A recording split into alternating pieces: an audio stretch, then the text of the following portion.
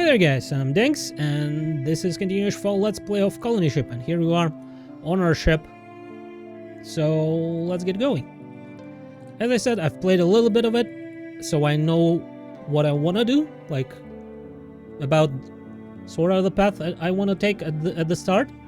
So this guy, Xavier, another day, Ezekiel, says Xavier, raising a cup of a black blend of chemicals that has passed for coffee aboard the ship for at least a generation. Looks like it. Any big plans? I got a job on a diving crew, says Xavier, taking another sip. Those 2 men last week, so they hired me on the spot. Must be my lucky day. Diving? As in diving into the mission control rooms. It's like a maze down there. Sealed doors, corridors, entire decks. They cut the power to kill the outer defenses, which didn't make things easier. Now there's a demand for divers who can open doors the old-fashioned way. Sounds useful. Can you show me the basics? Sure, if you pay me for my time. How about 200 credits per lesson? Trust me, you'll make your money back in no time. Fine, let's do it. For myself. And now we're level 4 at lockpicking already. Xavier shares some insights. Okay, cool. And there is a block that we can pick, which will probably take us all the way to tutorial. You can view your party stats here, the tech skills for new party members and new fits on level ups. You can dismiss party members by clicking on X button near the portrait, but only one tab. Okay, let's go lockpick that thing. That increased our locking to 5, which is great. By the way, that's how the system works, right? We have separately levels which we experience, which we get from completing missions and stuff like that. Maybe some other stuff, but mostly completing missions, probably also maybe fights. And then there's a learning XP, right, for our skills, which we get by using that set skills. For example, right now we leveled up lockpicking, and considering we have that feat mastermind, it leveled up really fast. So like we got 30 learning experience, which usually would have gotten 20 for opening it, I think. Okay, let's go check out more stuff. There are a couple of guys here. Yeah, we might actually, we'll get some experience from talking to them. A couple local junkies are looting the near the entrance to the alley. Probably waiting for the next victim. Sure, approach. Says one of the junkies. Look at you, strolling out like you own the place. He shakes his head. It's our territory. You got to pay me first, and then you can be on your way. All business-like, see? Well, I think like when it's yellow, you kind of sort of can do it, but with some sort of a drawback. But if it's green like this, like we have streetwise quite a bit, we can actually do it and completely, right, without any drawbacks. Do I look like an easy mark to you, you dumb fuck? And oh wow, we leveled up all the way to level 4. I didn't expect that. I was just playing. It's all good, man, says Junkie, taking a step back as precaution. Okay, wait for them to leave. Let me see. Oh, I see. Interesting. So, right, okay. First level is only 20 XP. And considering, like, this is the first level we have here, right? It's just, because it's tagged, it's on level 3. So, and level 2 is 100. Okay.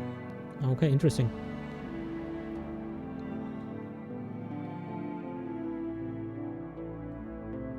Yep, I didn't notice that before. Oh, right, there are also these food vendors, but I don't think they do anything. I've met, like, at least a couple of them. And all they do is probably just give flavor to the world, right? Maybe just to give us a taste of how things taste. I'll see myself out. As you approach, the woman turns on her makeshift grill, a metal plate resting on 2 crates above a simple burner. What can I get you? She asked. One look at the unappetizing mass of recycled protein sitting on the grill is all it takes to dissuade you from the special. She points at the vat of some kind of tear-inducing steam sipping from around the edges. They only $3.50 for a fried New Yorker. A New Yorker? She opens a vat and fishes out a chunk of gelatinous flesh. Look at this beauty. I boiled it in vinegar to remove the slime and toxins. You want it well done or medium? Probably later. Okay, there are heaters. I guess it just like gives us flavor text. I guess we should be going. This is a biorecycler. These biorecyclers break all organic matter from waste to dead bodies gathered each morning into simple organic compound and mineralized nutrients, which the ship turns into end tabs. It's the circle of life. Okay, let's go and walk around, talk to people, get some quests, complete some quests. Right, what did I pick? Did I pick? Oh, right, I didn't loot. Like, I picked the log, but I didn't loot the thing. You know what would be useful, I think? If you pick the lock, you probably want to see what's inside. So it would be a good idea when you pick a lock to open this right away once you picked it, right? If there are no traps or anything like that. Okay, loot all of that. So we got better boots,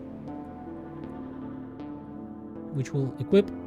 We got a flashbang, which we will equip. We got a pistol. I'm not sure if I like need it strictly, but might as well just put it here and I guess reload it, because I'm not planning on using that camp knife anyways.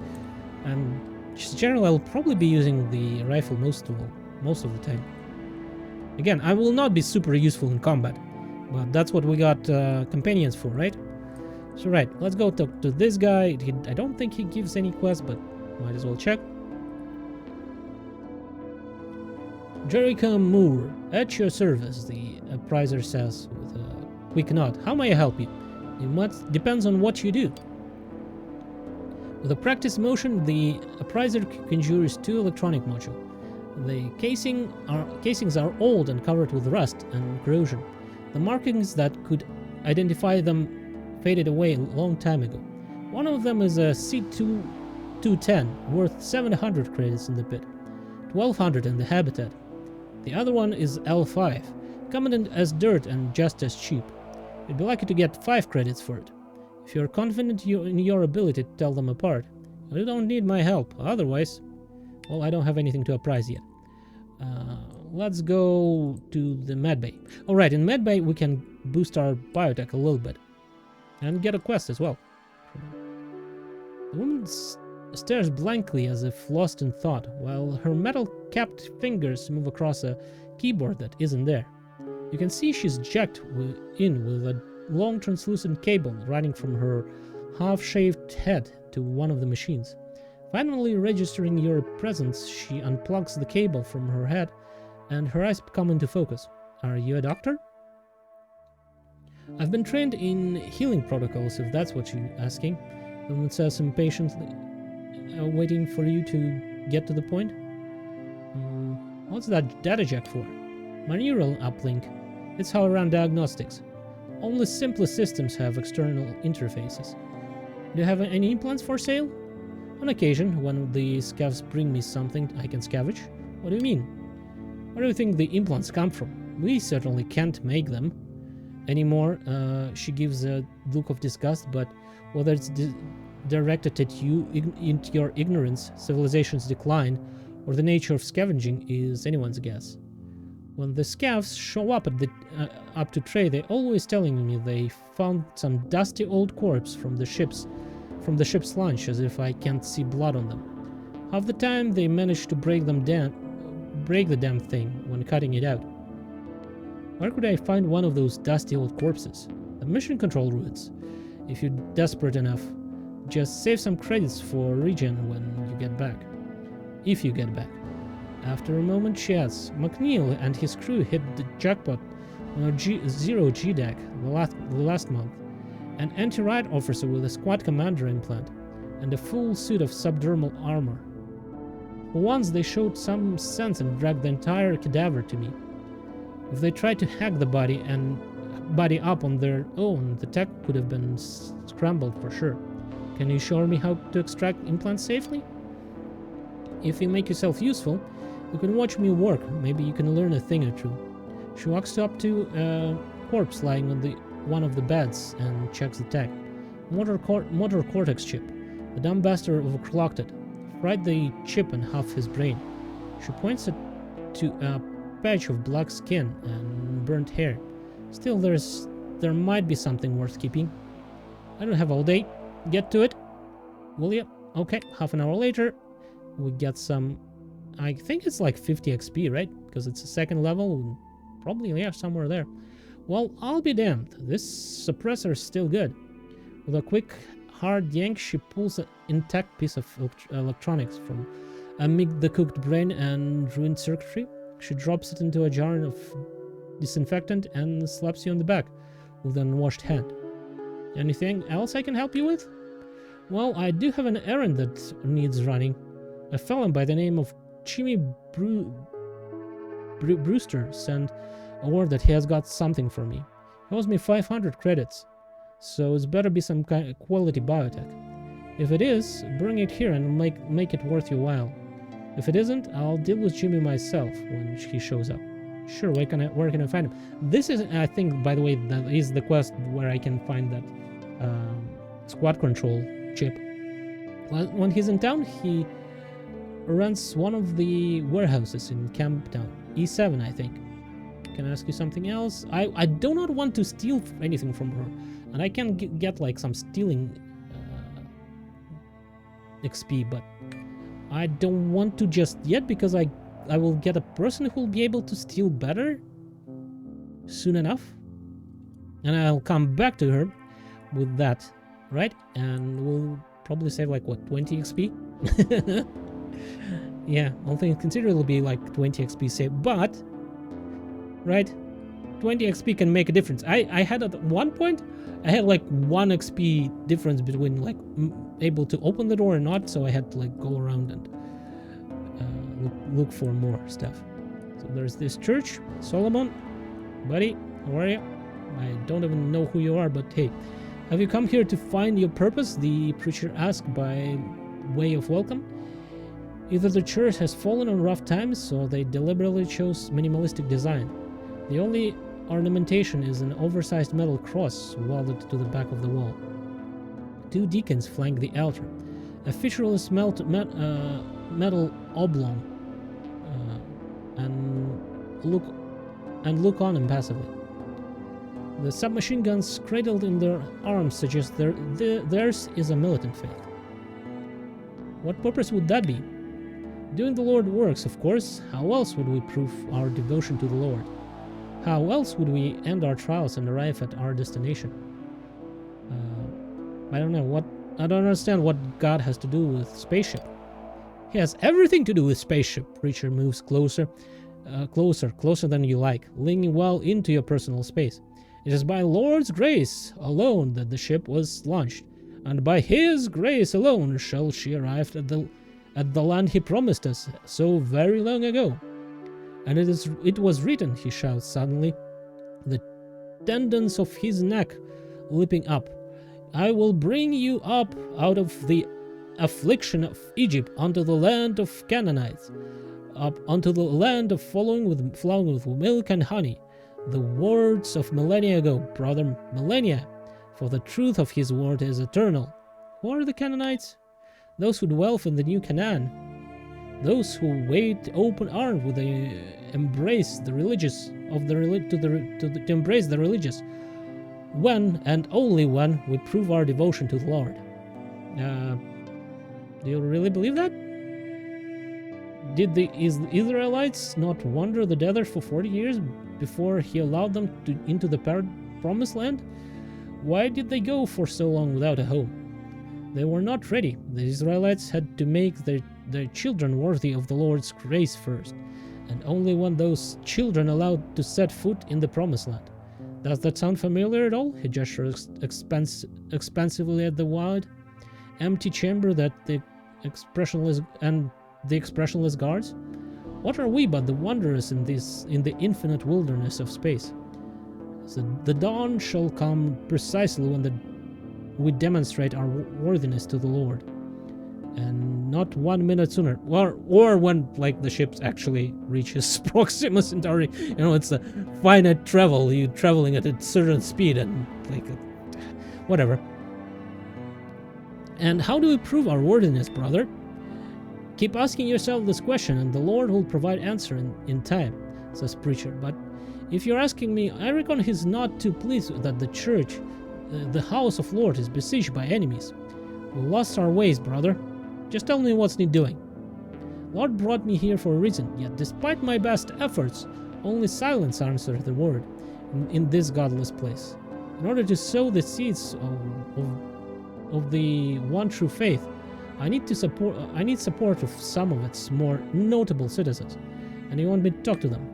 In a matter of speaking, one of my deacons had tried to coax the smaller fish out of the shadow of ignorance and into the light of true faith. If James McNeil and his crew were to pay the church a tenth of what he makes from his scavenging business, people would take notice. Others would follow in his example. What happened to your deacon?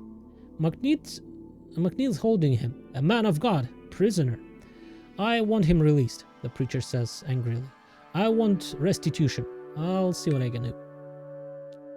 Okay, so got the quest. There is this lock here which we can lockpick, but there is no need at the moment. Right? That's where we take the quest for stealing, and I want my other person to do the stealing. So we might as well just go here. There will be our first companion there. We'll do that. We'll talk to here, there. Okay. Yeah. And then we're gonna go talk to this guy. And again, we will be able to steal some stuff from these people. But again, I want my other person to do the stealing. So there's no reason to do it just yet, I think. Okay. Let's talk to Abe.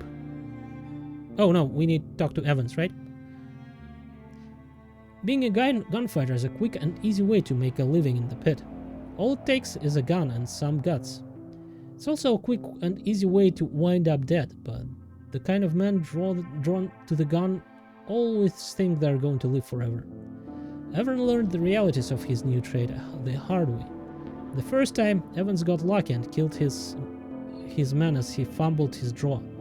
Riding high, Evans called out an old hand who put 3 bullets in his chest and left him for dead. Lucky for Evans, a stranger patched him up and he survived. But today he looks like a man whose luck has just about run out. Ezekiel, nods Evans. What brings you to these parts? He asks his bolt-action rifle, still pointed your way. I have a job for you. A job? This is, by the way, I think is a little bit funny, because if we go talk to what's-his-face, our main quest, he'll tell us that Evans is available. We go talk to Evans, and that's why we have a job for him. A job? Evans pretends to think about it for a moment. Truth be told, I've got a job for you too. All you've got to do is stick around and watch my back while I deal with these thugs. You do that for me, and I'll do whatever you need. No questions asked. What thugs? Just sent some gun thugs to harass Abe. He nods at the storekeeper. Abe here went to the regulators, but Braxton said he can't spare any man. You and I both know the bastard doesn't want to get involved. So Abe hired me to watch the store, but son of a bitch... sorry, got a call.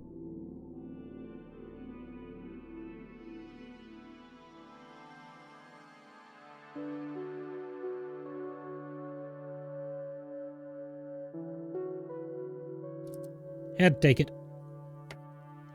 Okay, so where were we? Abe here. Yeah, Abe here.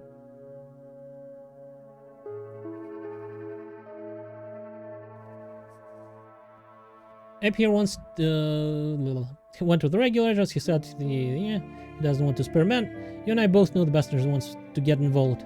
So Abe hired me and to watch the store. But the son of a bitch didn't say a word about Jonas until I agreed.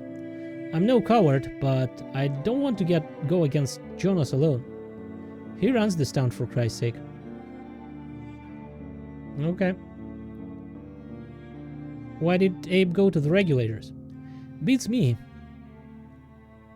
We all agreed to hire regulators when the Brotherhood started eyeing the pit and getting ideas. Only reason they're still around now that the Brotherhood backed off, is because sure they don't come back. Is to make sure they don't come back. At any rate, their job is to show that we have some muscle, and if it's hard muscle, not sort out local trouble. Not to sort out local trouble. Okay. Wait and see on what transpires. The gun thugs show up around noon. Man in his 40s who moves with slow confidence, and a brash young man eager to get himself killed. You got Jonas' money? Demands the kid, taking... what do they have, by the way? Maybe I should kill him. Demands the kid, talking through the older man's ties quiet, keeping his eye on you and Evans. Like, I'll get their gear. That's a plus. But no, I think it's a bit risky right now. We don't have any gear ourselves, so what money? You deaf? Asks the kid, spitting on the floor. Jonas' money. He owns the pit. So about time you fucking freeloaders started paying for your fair share. It doesn't have to go this way. And which way is that? Asks the older man softly. You can see he's been counting heads and running odds while the kid's been talking. You live in the store in a body bag. Might not be me, says older man smiling. It's not a good smile. You're willing to bet your life on it? On what might or might not happen? That's one hell of a gamble, friend. Saying we'll leave empty-handed, scoffs the older man. You have a feeling he wants a way out. Apparently, the kid gets the same impression. What are you talking about? Asks the kid. It's 2 against 2. Hell, I could kill both of them myself. I think we'll go with persuasion to get persuasion up to 4. And then what? Collecting tax is one thing. Killing folks over it is another. Cross that line and you'll end up dead sooner than you think.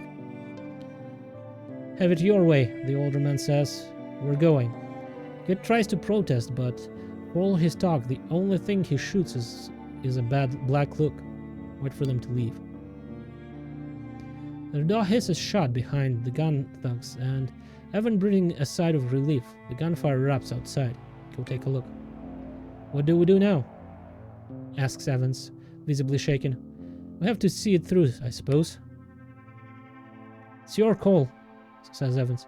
I reckon I'll stick with you until this thing blows over. Welcome aboard.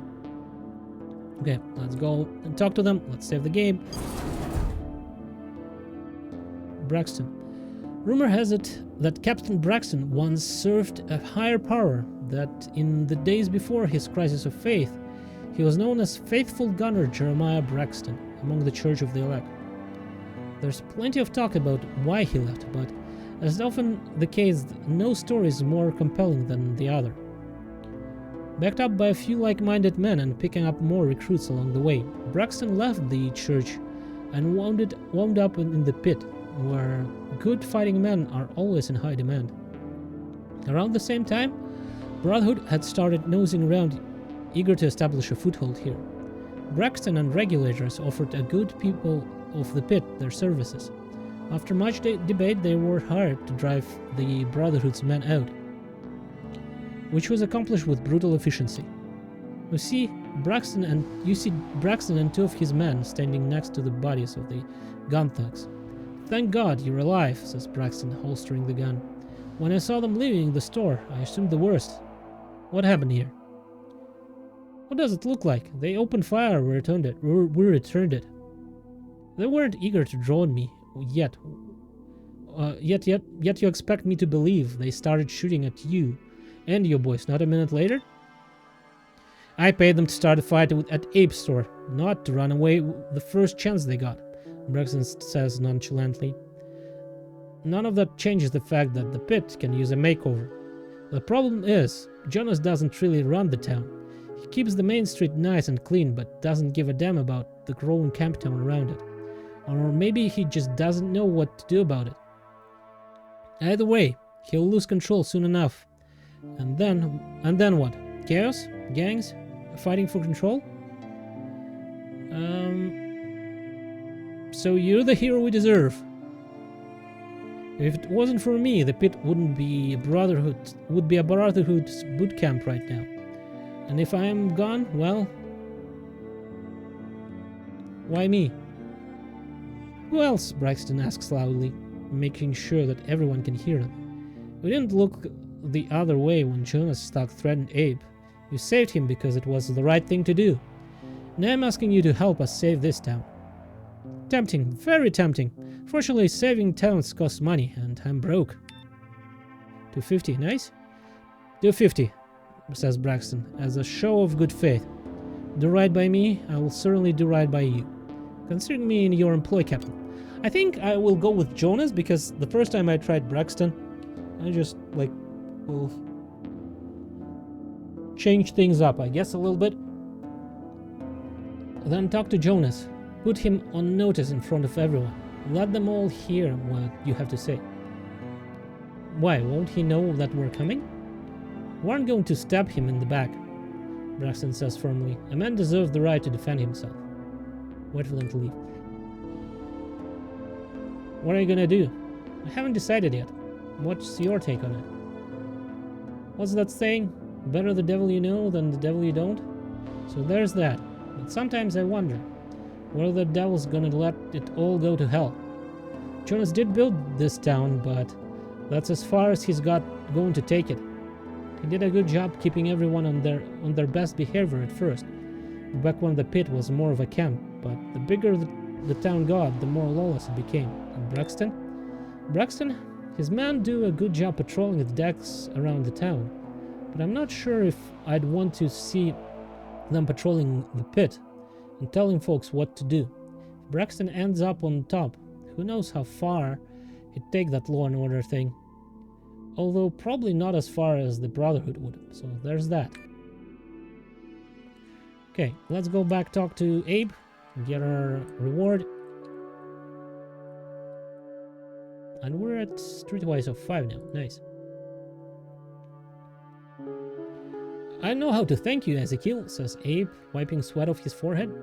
These ruffians, they would have killed me dead. God knows I don't have much, but I'll give you all I can spare and then some. Turns out Abe could only spare 2 small boxes of ammo, 25 round each. But it's definitely better than nothing. Abe, buddy, I'm starting to think these two gentlemen had the right idea. Maybe I should finish what they started.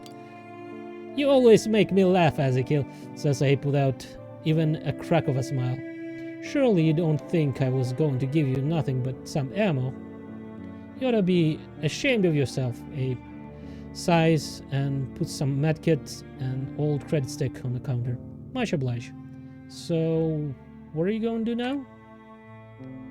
Pray for less excitement in my life. What else can I do? Did you move here from the habitat? You can always go back. Back? Laughs Abe. As bad as pit is, sometimes the habitat is 10 times worse. The protectors are all about their mission, and every poor bastard that lives in their enclave has to toe the line, whether he likes it or not. They tax you up with the wazoo and then expect you to contribute what little you've left to the war effort. The war effort? For the grand finale, you see. The Protectors have been gearing up for the war ever since the Mutiny. The Brotherhood's been doing the same, of course. If you ask me, neither side wants to fight. But they've been beating their chests for the last 100 years, so they have no choice but to go through with it. And the Church? Waiting on the sidelines to finish off the winner. It's a smart play. Let's see what he has. These things, by the way, can be used to repair implants if we extract them with one skill lower than we need. I think I'll buy one rope. Always good idea to buy something, some sort of a utility thing. Don't think I need any of that. Oh yeah, see? There's like evasion penalty 21 if we put this old welding helmet on. But Originally it would be 25, not because we have a little bit of a armor thing going on. We can ignore 4 of it, which is nice. Okay, let's go to the gadget store. Again, we don't need to talk to the guy or anything, but...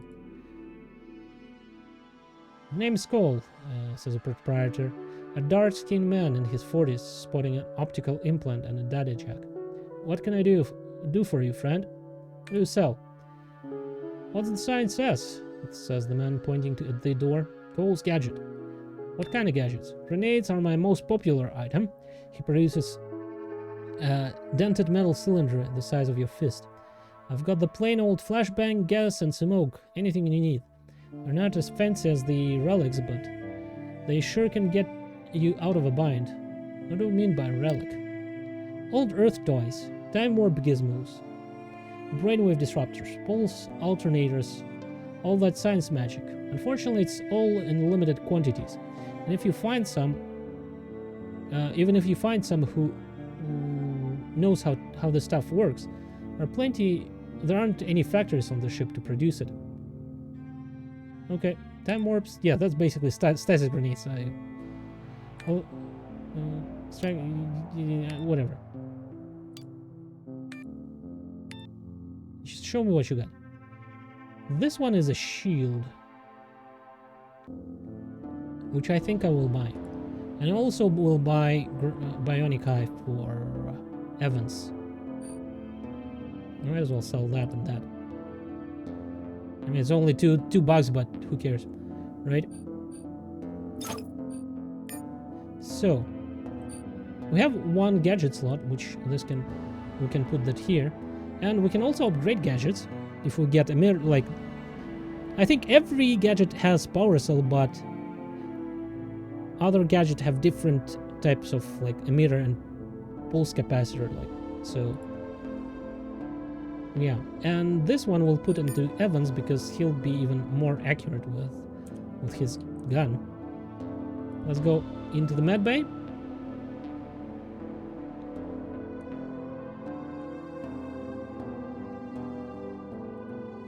Let's talk to Sarah. No, we don't need to talk to Sarah. We need to install implants here.